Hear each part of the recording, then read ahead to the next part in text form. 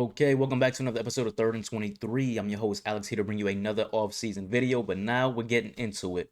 We're into the thick of it. We're 8 days away from the start of the college football season. So for the next few days, I'm going to release one conference prediction video. So this will be my ACC football preview, where I'm going to give you what I believe the top 5 teams are going to be in the ACC conference championship game, and then who I would put a future down on, not just on what I predict as a conference champion, but some other teams that might have some value picks, depending on the conference, obviously. So let's go ahead and get into it. We're gonna start off with the ACC, and no surprise here. Looking at the top 5 teams, I have Clemson at the top. And my ACC title pick is going to be Clemson over SMU, and the reason I have Clemson at the top is they have a stacked roster, right? Anywhere in the ether you look in, everybody's picking Clemson in the ACC, and for good reason. You start on the defensive side of the ball. They have all ACC or all American caliber players at every level of the defense. Peter Woods and TJ Barker on the D line. Have Wade Woodads and Sammy Brown at linebacker, and Avion Terrell at corner, in my opinion, is a top 5 corner in the country. So they have studs all across the defensive side of the ball. And then one of the biggest additions they made in the offseason was they brought in Tom Allen at defensive coordinator. He was the DC for Penn State last year. He had been a coach for Indiana for a long time. Great defensive mind. Big time upgrade. They finally pushed that OJT hire they had out the door. He was the DC for the last 2 years for Clemson. I don't understand why big programs bring in OJT type guys. Those are always mistakes. That was a mistake. Now they got in a veteran, well respected, elite level defensive mind and Tom Allen to come and coordinate this defense. So I think you're going to see the Clemson defense take a complete reversal because they have some real live dudes, some real live athletes on that side of the ball. And I think you're going to see a show out this season. And then on the offensive side of the ball, of course, it all starts with quarterback Cade Klubnik. He's been starter forever. A lot more people are bigger on Cade Klubnik than I am. I'm not the biggest Cade Klubnik guy, but I think he's good enough to not mess this up. He's got a great receiving core to throw to, led by Antonio Williams, who's played a lot of football here. And an offensive line that is full of fifth-year grad students all across the line who played a ton of football. Maybe not the most talented group, in my opinion, but a ton of experience on the line to help this offense move along and continue to be explosive this upcoming season. Why do I like SMU to get back to the ACC title game? You see them right here at a plus 850. They're not one of the favorites to get there. It's all about soft ACC schedule. So when I'm looking at conference teams that are going to win the conference or make it to the conference title game, I always look at that road conference schedule. When you look at SMU's schedule, they have to go on the road to Clemson. That's true. But then they play at BC, at Wake Forest, at Cal. 2 of those 3 teams aren't even going to make a bowl game, and maybe all 3 of them won't make a bowl game. So those are easy W's.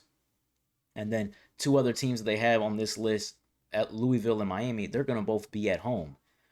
SMU brings back their quarterback, Kevin Jennings, who got better as the season progressed outside of the CFP game against Penn State where he laid an egg. But even if he weren't to pan out, they have a backup quarterback in Tyler Van Dyke, who I'm not sure why he transferred there, who has a ton of experience. He's there as an insurance policy in case Kevin Jennings doesn't work out. At running back, they did lose a good one to the NFL, but they bring in T.J. Harden from UCLA. You look at T.J. Harden's numbers, and you say, man, T.J. Harden isn't really like that. No, I think he really is like that. 6'2", 220, power, speed, great hands at the backfield. He was buried in that UCLA pathetic offense last season. It was a great decision by him to transfer out of that program. He comes here. I think you're going to see him shine.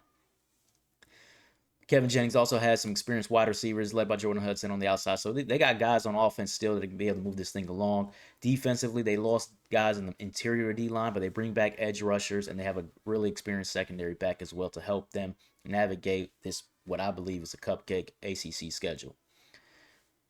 Miami, a lot of people like Miami to get to the ACC title game. Some people picking Miami to win it. They see it here at a plus 380 are their odds to win the ACC championship. They're coming in a preseason top 10. I did a video on them already. I think there's a lot of roster turnover here. I think you got talent, but I don't think you have chemistry. Carson Beck laid a dud of a season at Georgia, and that was a better program with better players. Now he's going to bounce back. I'm not sure about that.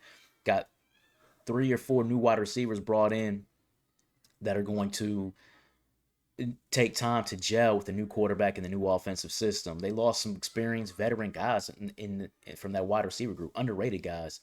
It's going to take some time to gel here.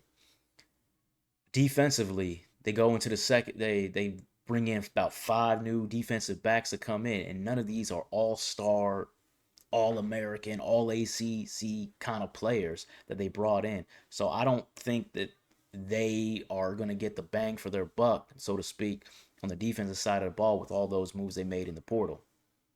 I do like their edge rushers in Bain and Messidor. And again, these guys got talent. I think Mark Fletcher's a good running back. I got him third in the ACC. I think they're going to be competing for a chance to get to the ACC title game. But I just don't think they're going to make it there because of all of the roster turnover. Last year was their year. Call it what it is. They choked. Then moving on to fourth, I have NC State. You see them at plus 4,500. You're like, man, that's way out of left field. Nobody's probably got NC State in the top 5. I think they got a potent offense. Nobody's paying attention to the Wolfpack, so they didn't notice last year that a freshman quarterback started for them early in the season because of injury, and he started the rest of the way in C.J. Bailey, and he got better. He got better as the season was going on. You could see the talent. He brings back his receivers. He brings back a great tight end in Justin Jolly, who's an all-ACC type. He's got his running back in Hollywood Smothers. I think this is going to be a potent offense. I think this is going to be one of the top 5 offenses in the ACC this coming season. The biggest question for me for the Wolfpack is the defense. I don't think the defense is going to be very good. I think you're going to be in a lot of shootouts. Sometimes you win shootouts, sometimes you lose them. But NC State is going to be a dangerous team this season offensively. That's going to need to be looked out for. And then finally, Louisville. I would have picked Louisville to get to the ACC title game. But the scheduling guys went on in their favor this season.